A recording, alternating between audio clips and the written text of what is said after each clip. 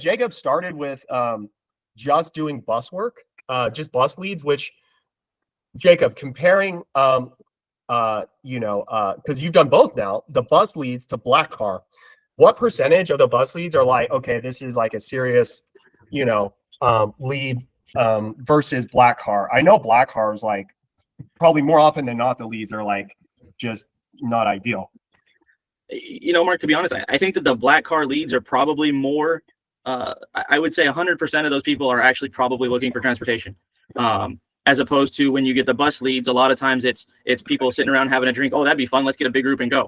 So they call. Oh, really? Yes. The difference being, in my opinion, is the black car people don't understand what we put into having a black car, what our insurance costs are, what our operational costs are at the airport, what our driver costs are. So when we quote them, sometimes, the response is, well, I can get an Uber for X. Well, then go book your Uber. But I feel like 100% of those people are actually looking for a ride and will book something, whether it's an Uber, a Lyft, a black car service. They will book something, but I feel like they're more of 100% bookers, and actually the end clients. A lot of times too in the bus world, we get the coordinators or the wedding planners or the office managers or whoever, the staff secretaries, the school secretaries that are out shopping for the end user. So a little bit different clientele. All about how you approach it. Yeah. Okay.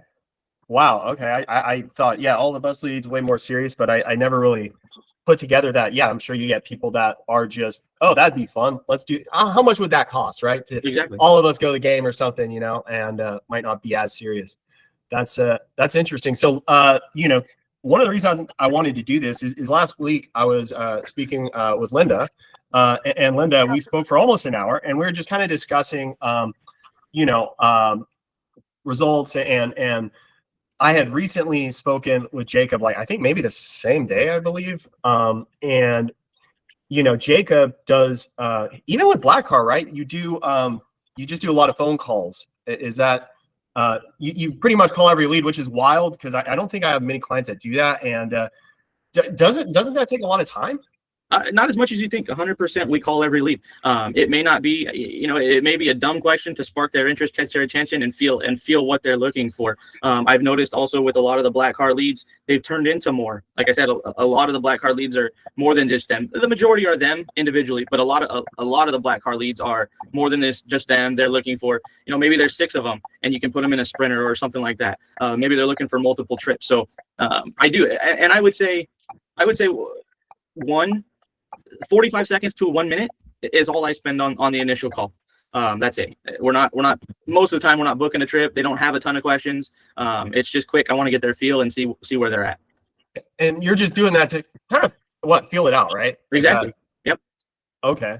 And to feel it out, meaning see if it's someone that has potential. Like what specifically are you looking for on those? I mean, sometimes they'll tell you right then and there, what's about the price, and I'll shoot them a number. From here to here, it's about this, but I'd have to plug it into the system, and right there they'll tell you, oh, well, I can get it for this. I don't even waste my time. I go in there, I mark them as a lost lead, and then I have a thing on mine that says window shopper, and I mark it as window shopping, and that's it. Like, then I waste no more time on it. So that 35-40 seconds, I waste no time. I don't build a quote, I don't email a quote, I don't do anything else. That's the end of that. That's going to get like, that's not my client. A little annoying though, right? I mean, you get several of those in a row. Like, I mean, it must get it does, but I'm not looking for that $100 trip. I'm not looking for that $125 trip. I'm looking for that person that's going to give me the big one in a sense, right? So they're bringing repetitive business. They're bringing groups. It's hard to describe, but they're not just looking for that one trip. They're not visiting somebody once a year looking for 2 trips. $200 round trip's not gonna do anything for me. Like I don't. No, totally. So I don't take it personal. Does it get annoying? Not really. I mean, they're wasting more of their time than mine. I don't take it personal, and I move on to the next one. Yeah. So that right there, and I'm gonna let you speak in a second, Linda. But that right there is, I feel like, because I've talked to so many people who've done a lot of black car calls, and I can just tell, like, if it's a third one in a row, it's frustrating because my thought is, you're like, man, I'm paying for this. This is a waste, right? Where most of the jobs most of the leads aren't worth it, right? Most of the jobs aren't even like, a one-off $200 job, like you said, Jacob, right? It's just not it's not really like it's not worth it to spend all this money on marketing. It's well, yeah, like what are some examples of like, that come to mind of black car jobs that have led to other things, I guess. Well, there's a couple. And how do you tell typically? Like, can you tell by their form lead, or is it just, you never know? To be honest, I would think special event hourly people would be more valuable, but to be honest with you, the form lead is just that for me. I really don't put a lot into the form lead other than, I obviously look date, time, kind of where they say they want to go. I had one the other day that said Tennessee, called, hey, is this really in Tennessee? I'm in Phoenix. Oh no, this is where we want to go. We couldn't find the right place. Okay, cool. I don't remember if they booked or not, but whatever. That's not the point of what I'm getting at. What I'm going to is there's been some big ones. We had that Charlie Kirk Memorial out here. One lead turned into a national broadcast network booking us out for almost 20 grand. Jeez. So do you remember, was that a call or a form lead? No, that was a form lead. It was $125. Had I just quoted it, it was $125 transfer where they were looking for like 17 hours, staying out at the event with these orders and everything. Wait, you said that was just an airport transfer. Hi, Linda. Nice to meet you. Nice to meet you. Sorry, I was driving, so I parked and then I joined. Oh yeah, no, of course. So Jacob, sorry, you were saying the Charlie Kirk thing that started out as $125 airport transfer. Wait, how did it even I'm curious, how did it even get to do you remember? Yeah, that was the phone call, Mark. It was simply the phone call. Hey, you booked this, and it was the night before. Literally, the thing started at 3 a.m. Is when they wanted their pickup, and her request came in at 5 p.m. local time. So 10 hours. And hey, you booked this. Well, we're actually looking for this, and this. They ended up booking 5 buses, 3 sprinters, and I want to say 15 SUVs.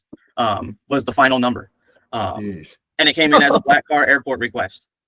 So that's just so strange. You would think she'd be looking for like a bus. And Mark, let's capture the fact for these people listening that I don't have an online presence.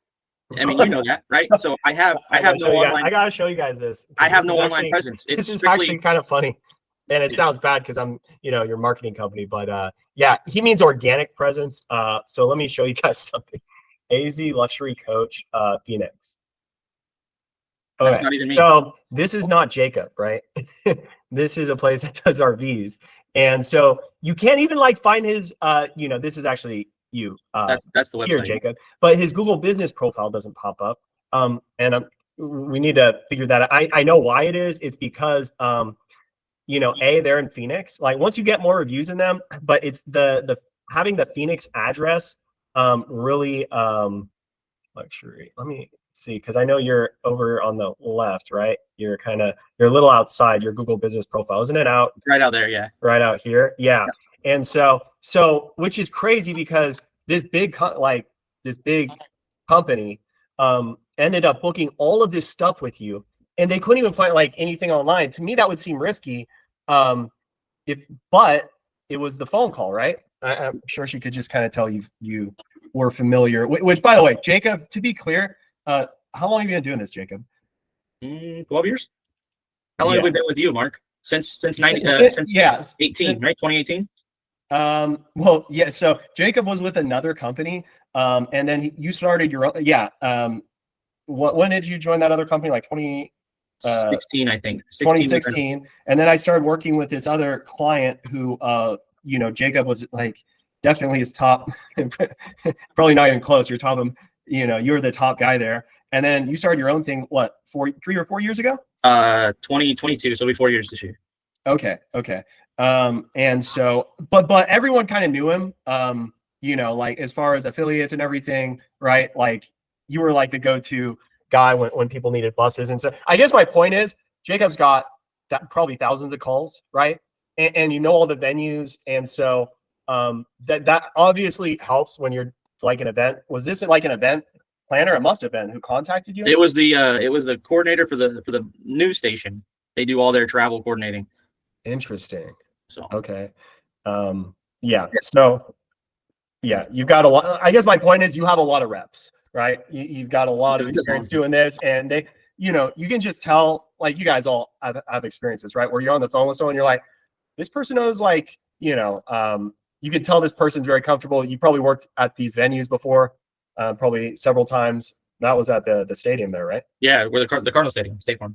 Yeah. So anyway, so Linda, what do you generally run into, would you say, when you because I know it's mostly form leads, but when you do have phone calls, yeah, what would you say is the biggest kind of roadblock, or what are you hearing lately that is, yeah, something that maybe we could troubleshoot?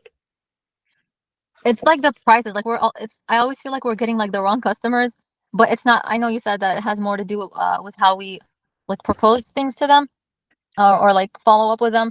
They're always like, Uber is cheaper, or no thank you. And it's like, I mean, I don't know. I always tell them, well, okay, this includes transportation fees, taxes, gratuity, and we carry newer vehicles. So like with Uber, they're gonna charge you with traffic. They're gonna send you an old vehicle. Like you never know what you're gonna get. And then it's more like the price. Like, and then I was like, okay, well, we'll give you a call back. And then they never do. And if I follow up with them like manually, I didn't know about this new update. They'll be like, no thank you, or you can see the DND do not disturb. I'm like, oh gee, thanks. So that's Yeah. So that's mostly like price wise, and I feel like we're really good with price. Other companies charge higher than we do. So I don't know what's wrong. question on that is your lead comes in. What is your first step? What do you do first? So it has this automated system. It asks if they want to text or call. Like I don't text it. It's just automatically it does. And then a lot of them do text. Now if I see like this is probably weird, but every time I see the ad like in their email and I know it's a big company, I give them a call. Or if it's hourly, or if it's like special events, I give them a call. They don't answer, I text them. Yeah. Nice. But by the way, we can update that. So for the longest time, we had a text, and a lot of clients still have this, where it says, would you prefer a text or a call? When you say that, 80-90% will say text, right? Yeah. And so, I think we should, if you still have that one, because I know we recently updated all you guys. So like, your messages, Dwight, you've been on the new one this whole time because you're a newer client, the new setup. But we recently updated Linda. We recently updated Jacob. And so your messages probably changed a bit. And so we can definitely, let me see what yours says now. All right. Because Jacob, it's funny because, I was like, I had all these suggestions for Jacob. I'm like, okay, I usually recommend saying, hi, this is, oh, I forgot I'm showing the screen. Anyways, this is, I believe, yeah, this is your account, Linda. So this is what your message is saying now. But again, I just switched it over. So it's saying this now. Jacob, before we did this group call, we got on to kind of plan things out. And he was like, oh, no, I don't even want to say, it's who it is. Just say it's, then my company name. So it's Jacob with AZ Luxury Coach. I'm like, I'm curious, like, why is that? Because, and go ahead, Jacob. I found that it's easier if you present yourself as a company, not an individual, because then people get attached as to, well, where's so-and-so or who's so-and-so. Yeah, that's part of my initial call, right? If someone is on the fence or I feel like they want to book, but they don't know, it's, hey, I don't know why my team didn't answer. I'm the owner and, this is what we can do. And to revert that back to kind of what you said there earlier is, you give them the price and people are price driven. My experience in the industry is we all have the same stuff, right? You either have a Suburban, you have an Escalade, you have a Sprinter from ECB, you have a Sprinter from Gretsch, you have buses from ECB, you have buses from Gretsch. Pardon any French, but it's all the same shit. Nobody is any different than anybody else. So my opinion is it's the value that you offer them. If Black Car is what you do, and I told Mark, everybody loves the word free. And if Black Car is what you do to attract more, I've been known to give free arrivals, free departures, because they book a night out as well. Maybe they don't want to pay for just one, but if you get them on the second one and give them something free, I've locked in a couple people doing it that way. And if to revert back, if you lock in exactly who you are, you don't seem like a full company, you seem like a person. Yeah. And people want the book with the company, but they want the open door of the person that they can get to all the time.